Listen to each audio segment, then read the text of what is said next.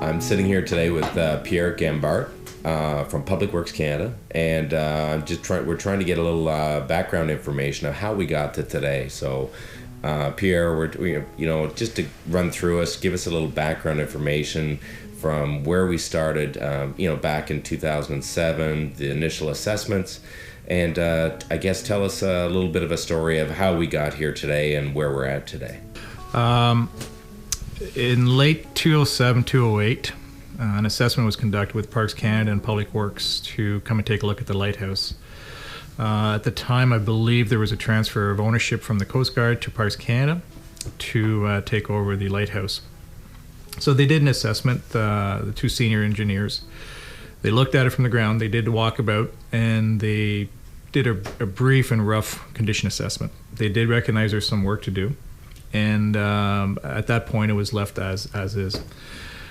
The economy being what it was at the time, the government invested some money in called the Economic Action Plan.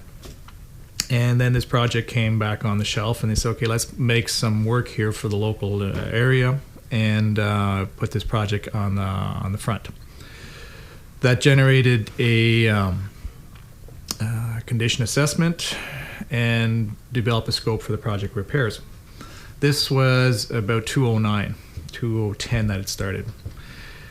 The first thing we did is we showed up here with a man lift, which elevated me and another stonemason, and we made sure the lighthouse was safe. Now at the time it was white, it was still open to the public, people would go in, the lantern was still working. And we showed up and we looked at it and we made sure that we could take off any chunks of stone which would be flying debris anyway down below. We were taking off chunks that were as big as this, and shards, very thin, almost like hatchet size, kind of stuff. They could come down and it could penetrate and hurt people. So we were able to pull off the magnitude of about 10 5-gallon drums in that assessment. At the same time, though, we recognized some pretty severe conditions up on the upper part where the lantern you walk out around, and at that point, we said there needs to be further review of this, structurally speaking, much more comprehensive. And so following a week or two, Public Works showed up, and at that point, we deemed it unsafe for anybody in the local area.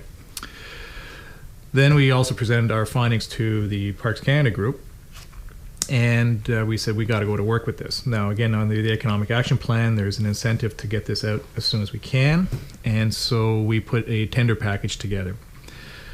The tender package required recording of the stone conditions, and there were a few departments within the government that we collaborated with, and one was called the Heritage Conservation Group Directorate, and they came by and they recorded the lighthouse with 3D photographs. And we have an entire collection of the lighthouse in 3D in real life with stones. So from that, we were able to generate construction drawings, line drawings that contractors can bid on. And again, this is all still covered with the whitewash. And when we tendered it, we had a few contractors bid on it, and we anticipated doing the project over a year. And so when project started, we had a contractor who was a masonry contractor who was very competent doing the work. He was able to remove the whitewash and remove all the contaminants inside. We had mercury, we had lead paint, so all kinds of hazardous contaminants. The masonry component, when we finally got to it, after making sure everything was safe and removed for the workers to continue working, we started cutting open some joints. And joints are the mortar, the cement between the stonework. And it's at that point we recognized that the stones were virtually resting on very little mortar. This was just due to, over the 100-year life of this lighthouse, water got into the walls and started washing out all the mortar.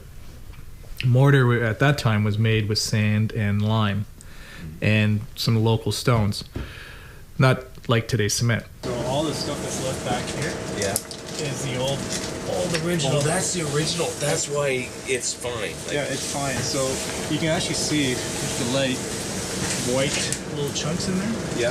Like the little flakes of snow. That's lime. Oh, okay. There's 30 mil.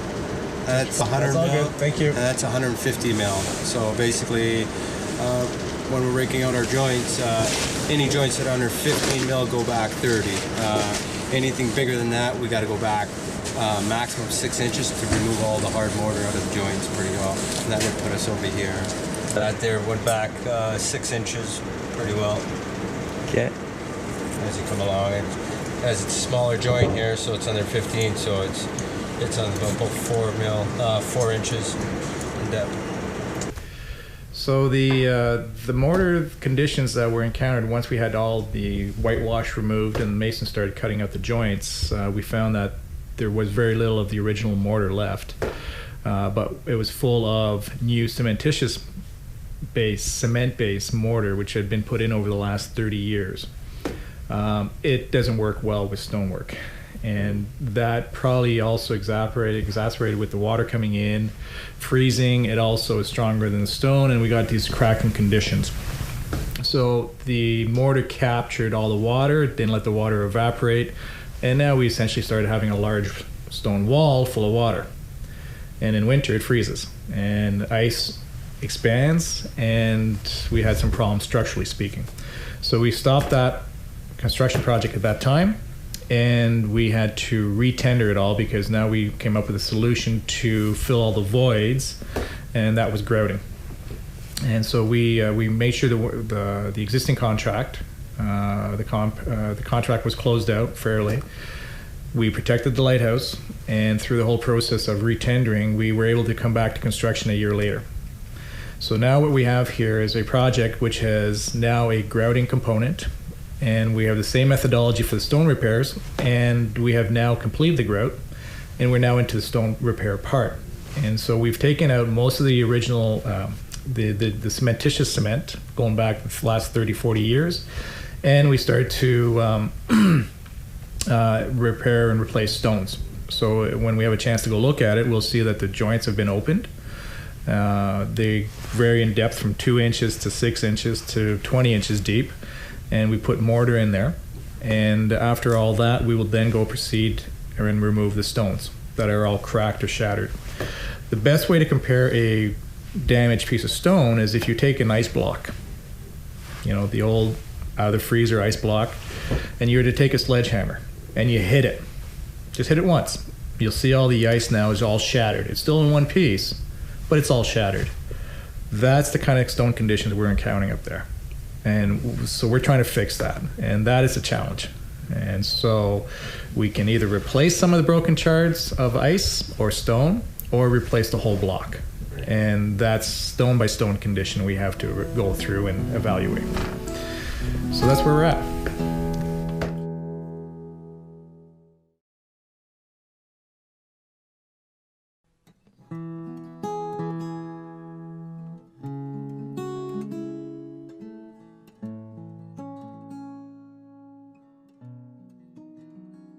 Well, my grandfather was a lighthouse keeper here for a fair number of years, and he was John A. Campbell. And when he retired, there was a John C. Campbell came in right behind him.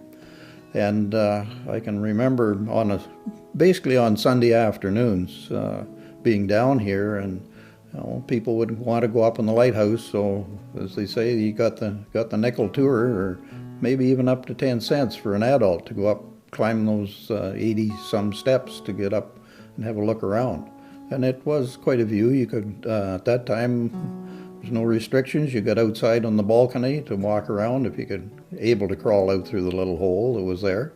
So it was just a great experience.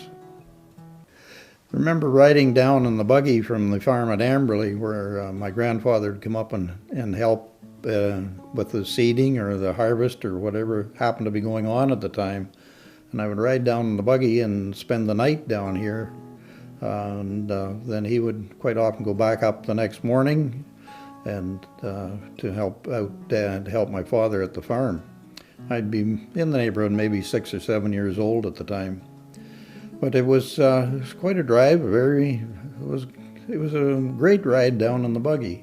Then there was a little barn where he used to keep the horse in here overnight, and we used to bring hay down in the when at haying time and put a load or two into the barn. And that barn now is one of the cottages that's just across the road here from the lighthouse. So it's been quite an experience for me as a kid growing up and being able to come down, climb the lighthouse with your grandfather, go up there. I didn't go up in the middle of the night when he had to go up to wind it in the fall, but anyway, it was just a good feeling to be down here, and maybe that's why we bought a place and retired down here ourselves. One time there was a tennis court just outside the window here, and I can remember it. I don't think it was ever played on in my time, but it was just outside the window, and there was the outhouse there was as well, because there was no indoor plumbing back then. So it was just an experience in itself being here back in mid-40s, I guess you would say. One of the other incidents that happened, and I wouldn't advise it nowadays apparently, but because the light itself floated on a tub of mercury, there was always some stored down in one of the buildings. There was a storage shed down here, and always a little bit got spilt on the floor, and it was great fun trying to fish it out, get it out of the cracks in the floor, and gather it all up again. And sometimes you played around with it for a little while, but I don't know whether that would be advisable to do that nowadays or not. Also, I can remember back when Pine River United Church used to bring their Sunday school, or the whole congregation would come down here for their picnic, and we'd always had races and different games that we played, and it always ended up with a ball game. That was one of the main entertainments we had through the summer. And I can also remember a little bit later than that even, where we used to have bonfires down on the beach down here, and we'd play ball up on Reed's Corners, and then come down here for a wiener roast or a marshmallow roast. And there was a chap by the name of Werner Brown used to pick up the kids down here on his tractor and trailer and take them up to the Reed's Corners Park up there, and then the farm boys would play against the ones from the city. There's a lot of American children here as well, kids, so it was just great. He was a great organizer, Werner.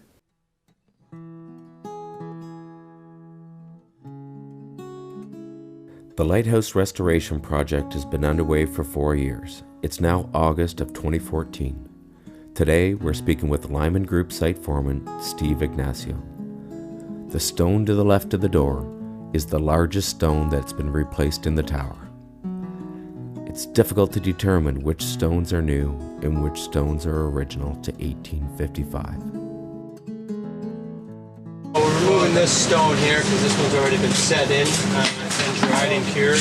We're removing this stone, installing this one. The one where this mark is, that's where the next stone is going to be going, but that will have to stay because you're just double the way there, right? Yeah, yeah. And that's what we did on these top 6 courses piles. So basically, what he's got to do is he's got to make shims of stone. Both starting on, I guess. So, yeah. That's gorgeous. It's just gorgeous. And I noticed that you got these little, these little grooves. Yeah. So what that is on our specs from the engineers here on this job. Right at the back there. Yeah, I see that shim. Yeah. So basically, what he does is he measures and gets a shim for it. He'll cut it there and put it there. So basically, that's what's holding up the stone back there. It just lifts up the stone for him to come back and point the mortar in there to get the mortar back there. So, and it's actually got the same height continuing through the course right around. Basically, and what he's doing is just let it dry a bit, and then he'll clean it to look something like this till all the tower's done. Once that's done, that's called back pointing. That finishes, because they haven't done much of that finish kind of work. Right. So normally our joints are just straight, but because it's a rock face, they ask you to do concave joints. Because when the stone comes to us, it comes like this. Right. So we just try to do what we can from the outside, but it never matches up because of the angle of the window. Right. So now we'll have to finish this all markings on here. Oh, okay. And what do you call that? Bush hammer. A bush hammer. Yeah. So then it'll look like the interior facing. Well, that'll look like this part, which is on the side of the windows. This here is just a normal chisel that we use. Each stone has been labeled with an individual ID. For example, row 53, stone L. The original stone to be replaced is measured. The measurements and ID are placed on a replacement block. Then the block is transported to Toronto to be cut. The block is then returned to Point Clark and installed at its precise location back in the tower. Then the finishing touches of chiseling and hammering the stone is done before finally being mortared. The replacement stones retain their ID number for future reference down the road until the stone has passed final inspection. What a view these guys had. The masons are currently raising the stones up through the scaffolding with an electric hoist. 155 years ago, these same stones would have been raised using horses, pulleys, and ropes. Looking out over Lake Huron, the lake looks like a boater's paradise. However, lurking beneath the lake surface is a rock shoal. The rock shoal stretches out into Lake Huron almost 3 kilometers, where boaters could step off their boat onto rocks and not get your knees wet. It may not be sunset time right now, but a view of the sunset is ever more dramatic from the top of the Point Clark Lighthouse.